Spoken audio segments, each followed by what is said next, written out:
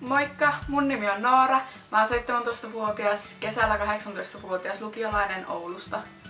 Ai tykkäänkö mä juissista? Se aika, mikä mulla ei mene kouluun ja opiskeluun, niin mä silloin harrastan ratsastusta, salilla käyntiä, joogaa, pianon soittoa, kitaran soittoa, koiran ulkoilutusta, valokuvien ja videoiden kuvaamista ja niiden muokkaamista, ruoanlaittoa ja leipomista. Mä olisin täydellinen valinta tähän työhön, koska mä oon reipas enkä pelkää esiintyä, omaperäinen, luova ja kekseliäs, ahkera, joustava kaikissa tilanteissa. Osaan tarkastella asioita ja ideoita monipuolisesti eri näkökulmista. Tarkka ja täsmällinen. Mä opin uutta innokkaasti ja nopeasti. Ja mulla on hyvät ryhmätyö- ja tietotekniset taidot.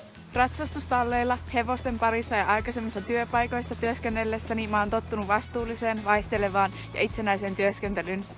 Mulla on erinomainen kielitaito, suomen, ruotsin ja erinomaisen englannin kielen taidon lisäksi mä osaan venäjää ja espanjaa. Tässä työssä mä pääsisin juissin kanssa hyödyntämään ja toteuttamaan mun luovuutta, tietoja, taitoja ja kokemuksia semmoisella tavalla, jonka ei ennen uskonut olevan edes mahdollista.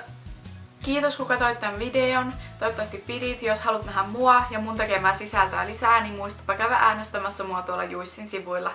Moikka!